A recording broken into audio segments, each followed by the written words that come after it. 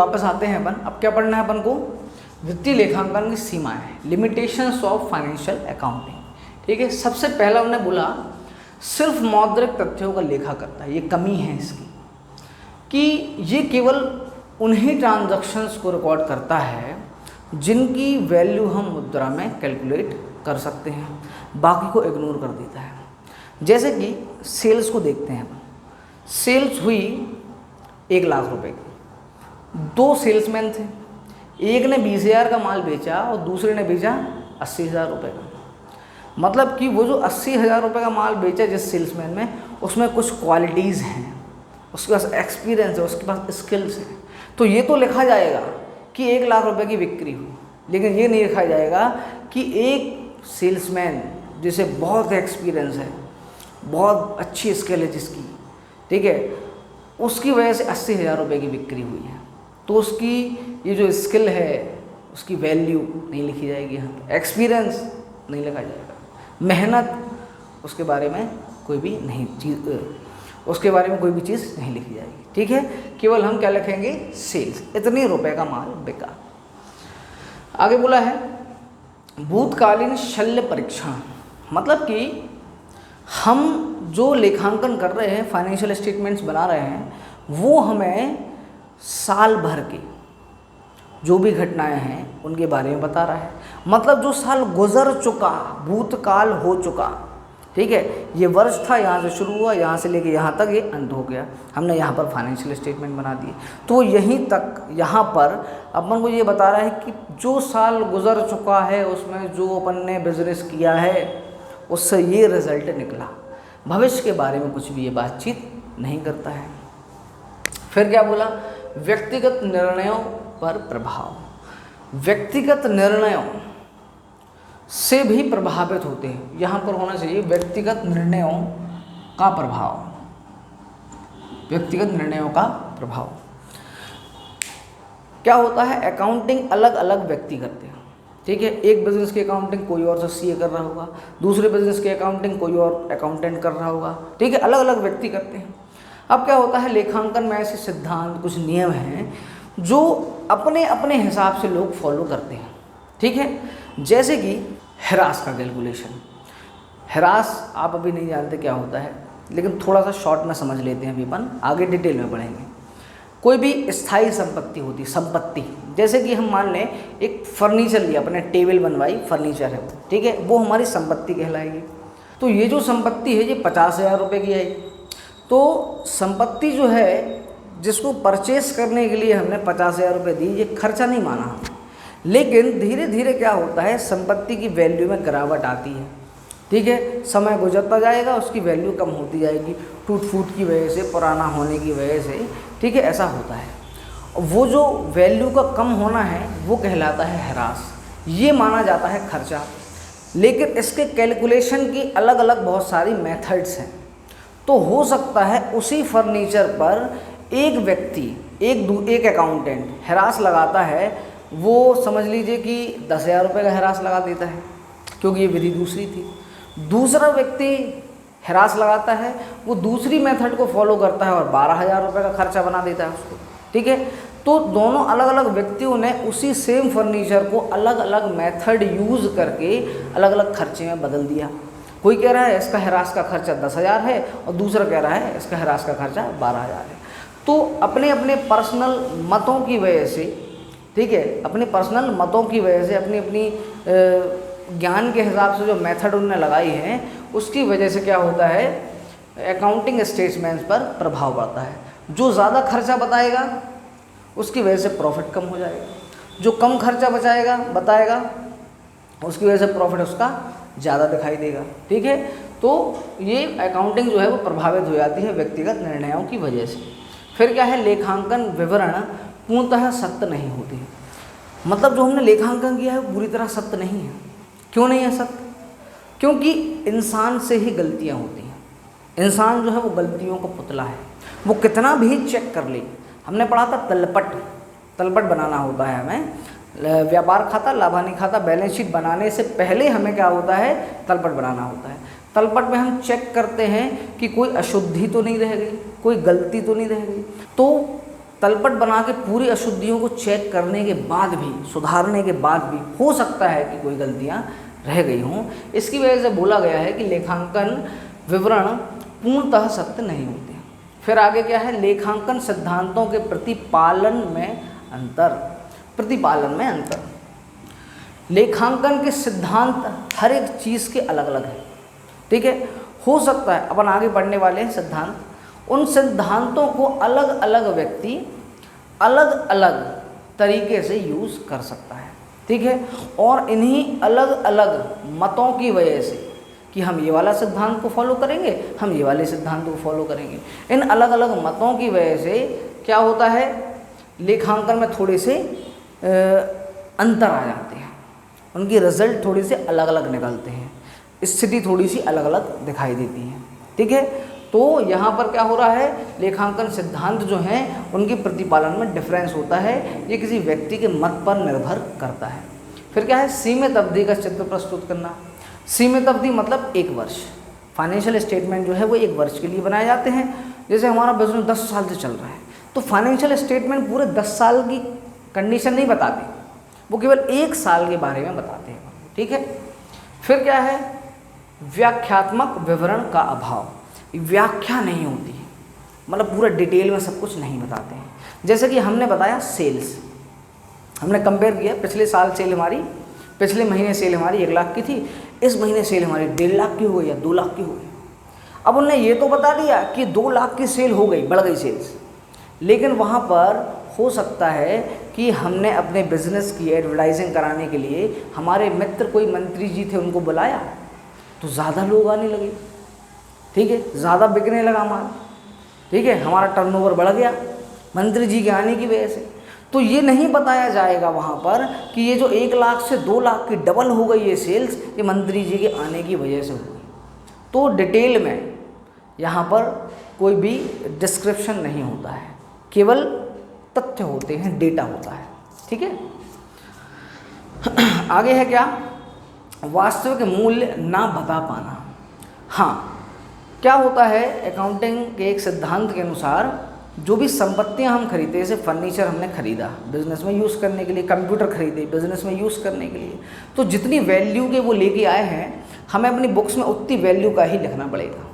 Furniture है 50,000 का आया, अपन ने लिख दिया 50,000, उसको यूज़ कर रहे हैं 2 साल, 2 साल गुजर गए, वो अभी भी 50,000 का ही दिखेगा। लेकिन अगर एक्चुअल में मार्केट में जाके उस फर्नीचर को बेचें तो हो सकता है वो 20-25 हज़ार का ही बिके। तो बुक्स में वो चीज़ 50 की दिख रही है लेकिन मार्केट में 25 की है, ठीक है। तो यहाँ पर क्या हुआ, एक्चुअल वैल्यू में डिफरेंस आ गया, सही वैल्यू हम पता नहीं लगा पाए कि बिजनेस की या बिजनेस की संपत्तियों की सही वैल्यू क्या है। ये लेखांकन को देख के हम पता नहीं लगा पाते, ठीक है ना। अब हम आगे देखते हैं। हाँ, तो अपन आगे देखने वाले हैं, क्या देखेंगे अपन, लेखांकन सूचनाओं के उपयोगकर्ता कौन कौन होते हैं। अब हमने देखा था कि लेखांकन का कार्य पूरा हो गया, फाइनेंशियल स्टेटमेंट बना लिए गए, ठीक है। अब इसके बाद हमने इसको संप्रेषित भी कर दिया, तो संप्रेषित करेंगे तो कोई ना कोई उपयोग तो कर रहा होगा ना, उसका कुछ ना कुछ यूज़ में तो ले रहा होगा ना, ठीक है। कौन कौन लोग हैं जो उसका उपयोग कर रहे हैं। सबसे पहले आंतरिक उपयोगकर्ता भी हैं और बाहरी भी हैं, मतलब ऑर्गेनाइजेशन बिजनेस के अंदर के जो लोग हैं वो लोग भी इसका यूज़ करेंगे, बाहर वाले लोग हैं वो भी यूज़ करेंगे। अंदर वाले कौन लोग, सबसे पहले तो भाई व्यापार का स्वामी ही है ना, जो व्यापार कर रहा है, जिसका बिजनेस है, जिसने पैसा लगाया है, ठीक है, वो सबसे पहले देखेगा कि हमें व्यापार का रिजल्ट क्या रहा, ठीक है, और हमें कितना प्रॉफिट हुआ, क्या लॉस हुआ, स्थिति कैसी है बिजनेस की, आगे के और डिसीजन हमें क्या लेने हैं, ठीक है। तो स्वामी ने उपयोग कर लिया भाई। फिर कौन, प्रबंधक। अब देखिए क्या होता है, बिजनेस करने की छोटे रूप, मीडियम रूप, बड़े रूप हैं। छोटा रूप क्या होता है, एक छोटा सा व्यापारी होता है, वो खुद पैसा लगाता है, खुद काम करता है, खुद कमाता है, खुद उड़ाता है, बस ख़त्म, छोटा सा बिजनेस है उसका, ठीक है ना। फिर दूसरा क्या होता है, अगर बड़े लेवल बिजनेस करना है, थोड़ा सा बड़े लेवल पे, एक व्यक्ति के पास पैसा शायद कम हो, ठीक है, काम अकेला वो ना कर पाए तो वो पार्टनर ढूंढ लेता है, तो एक पार्टनरशिप फर्म बन जाती है, वो थोड़ा बड़ी टाइप का बिजनेस होता है, ठीक है।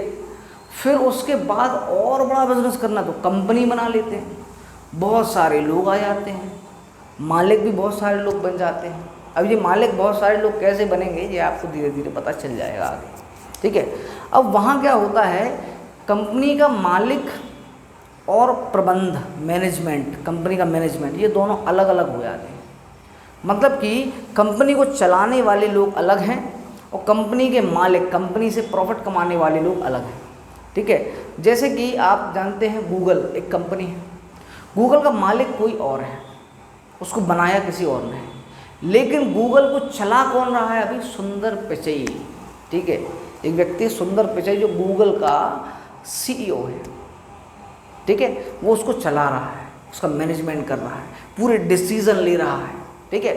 तो उसको भी तो ज़रूरत पड़ेगी ना कि हमें आगे और कौन कौन से डिसीजन लेने हैं, कंपनी को किस तरीके से मैनेज करना है, ठीक है। तो इसलिए हम बोल रहे हैं कंपनी का जो प्रबंधन है उसको भी ज़रूरत पड़ती है इन फाइनेंशियल स्टेटमेंट्स, क्योंकि एक लेवल पे जाके कंपनी का स्वामित्व और प्रबंधन अलग अलग हो जाते हैं, ठीक है ना। तो दोनों को ज़रूरत पड़ती है। फिर कंपनी के जो कर्मचारी हैं उनको तो बहुत ही ज़रूरी है भाई। आज अगर आप किसी कंपनी में काम करने जाते हैं, जॉब करने जाते हैं, तो आप अपना भविष्य उस कंपनी के साथ देखते हैं। अब अगर कंपनी का ही भविष्य अच्छा नहीं होगा तो आपका भविष्य अच्छा कैसे होगा। तो आप भी जानना चाहते हो कि कंपनी की स्थिति परिस्थिति कैसी है और वो अनुमानित तौर पर भविष्य में क्या या फिर किस स्थिति में पहुंचने वाली है या फिर कितनी ग्रोथ करने वाली है ना। इससे हमें क्या मिलेगा, हमें पदोन्नति मिलेगी कि नहीं मिलेगी, हमारी सैलरी बढ़ेगी कि नहीं बढ़ेगी, हमारा भविष्य उज्जवल होगा कि नहीं होगा, रिटायरमेंट के बाद बोनस, रिटायरमेंट के बाद पेंशन मिलेगी कि नहीं मिलेगी, ज़्यादा काम करने से बोनस मिलेगा कि नहीं मिलेगा। तो ये सब चीज़ें हमें पता चलेंगी जब हम कंपनी के खातों को देखेंगे तब, ठीक है। कौन, कर्मचारी।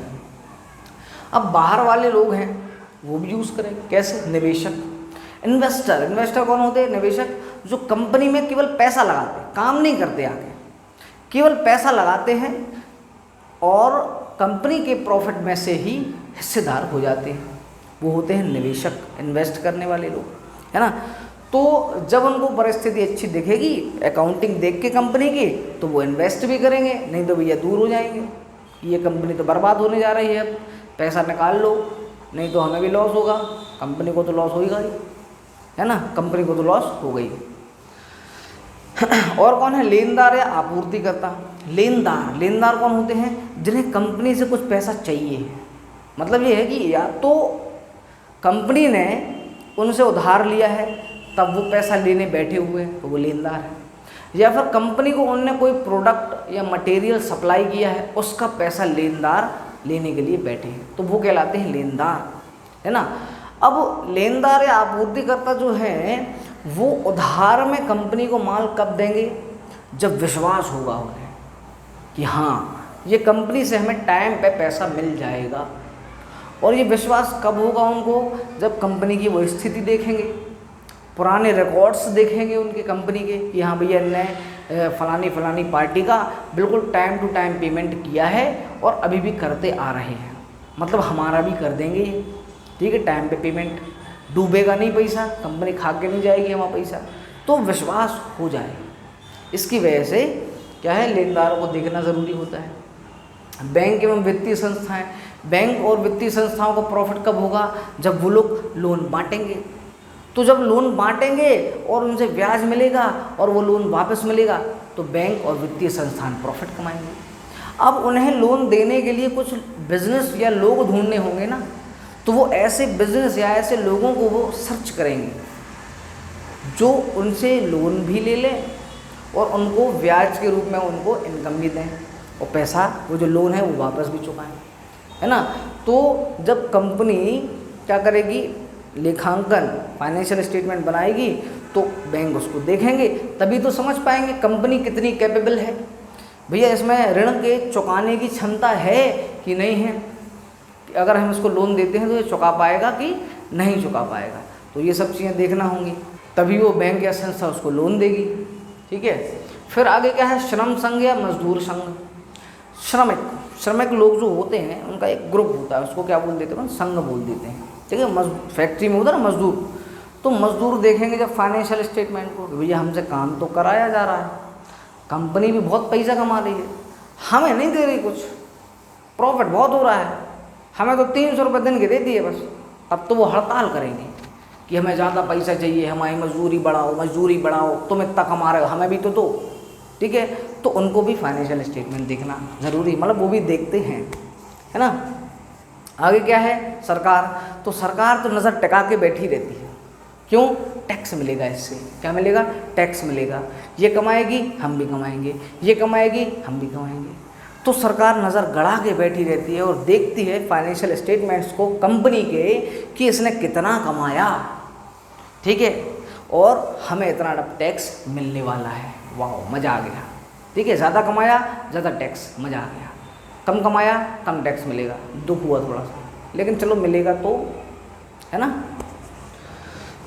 और हाँ, और टैक्स अकेला नहीं, केवल इसके अलावा भी कुछ चीज़ें होती हैं, जैसे कि कंपनी, सरकार ये भी देखती है कि कंपनी जो प्रोडक्ट सप्लाई कर रही है जनता को, उसका रेट सही है कि नहीं। अगर कंपनी ने अकाउंटिंग की, उसमें सरकार को देखा कि यार इसकी लागत जो है, ये जो प्रोडक्ट है या फिर ये जो दवाइयाँ हैं जो बहुत ज़्यादा ज़रूरी होती हैं, इनकी कॉस्ट जो है, लागत जो है वो बहुत कम आ रही है, इनको बनाने में केवल 10 रुपये खर्च हो रहे हैं, लेकिन मार्केट में ये चीज़ 100 रुपये की बिक रही है। तो कंपनी से बोलेगी सुनो, कंट्रोल करो ज़रा प्राइस पर, इतना प्रॉफिट मत कमाओ, ये बहुत ज़्यादा आवश्यक चीज़ें हैं लोगों को, कम रेट पे सप्लाई करो। ठीक है, उसके हिसाब से फिर टैक्स का निर्धारण भी होगा, कम टैक्स लेंगे, ज़्यादा टैक्स लेंगे। ठीक है, तो ये और भी डिसीजन लेती है सरकार, इसलिए सरकार भी देखती है फाइनेंशियल स्टेटमेंट कंपनी के। जनता देखेगी, जनता क्यों देखेगी भाई, अपन भी जनता हैं लेकिन अपन नहीं देखते हैं, लेकिन कुछ लोग हैं जो देखते हैं कि भाई ये कंपनी हमारे एरिया में ओपन है या फिर फैक्ट्री हमारे एरिया में लगी हुई है, तो बहुत सारा माल यहाँ पर आता जाता होगा, लोग यहाँ पे काम करते होंगे, रोज़गार मिलता होगा उनको। ठीक है, तो क्या हम भी खुद के लिए कोई रोज़गार जनरेट कर सकते हैं। ये कौन सा माल कंपनी आता है, कंपनी में आता है, हम भी इसको सप्लाई करके कमा सकते हैं भाई, उसका कंपनी का भी फ़ायदा, हमारा भी फ़ायदा। कुछ लोग जो बेरोज़गार हैं उनको हम रोज़गार वहाँ कंपनी में दिला सकते हैं, इतनी सैलरी उनको मिलती होगी। ठीक है, तो बहुत सारी चीज़ें फाइनेंशियल स्टेटमेंट देख के कंपनी के बारे में पता चल जाती है और जनता अपने लाभ के लिए कंपनी से जुड़ सकती है। ठीक है ना। यहाँ पर कर अधिकारी, तो कर अधिकारी पूरा टैक्स का कैलकुलेशन करता है, कर अधिकारी टैक्स का जो ऑफिसर होता है वो, तो उसको देखना ज़रूरी है, खाते वो देखेगा तभी तो उसको समझ में आएगा कि इससे कौन कौन से टैक्स कितनी कितनी मात्रा में अपन को वसूलने हैं, जैसे जीएसटी कितने परसेंटेज से इसको लगाना है।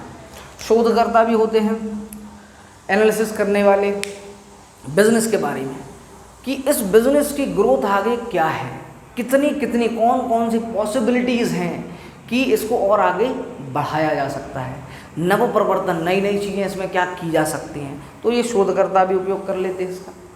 प्रतिस्पर्धी, ये कॉम्पिटिटर जो होते हैं ये ज़रूर करेंगे, वो ढूंढेंगे कि इस बिज़नेस की कमज़ोरियाँ क्या क्या हैं, हम कौन सी कमज़ोरी का फ़ायदा उठा के इससे आगे निकल सकते हैं, तो प्रतिस्पर्धी भी देखते हैं छुप छुपा के।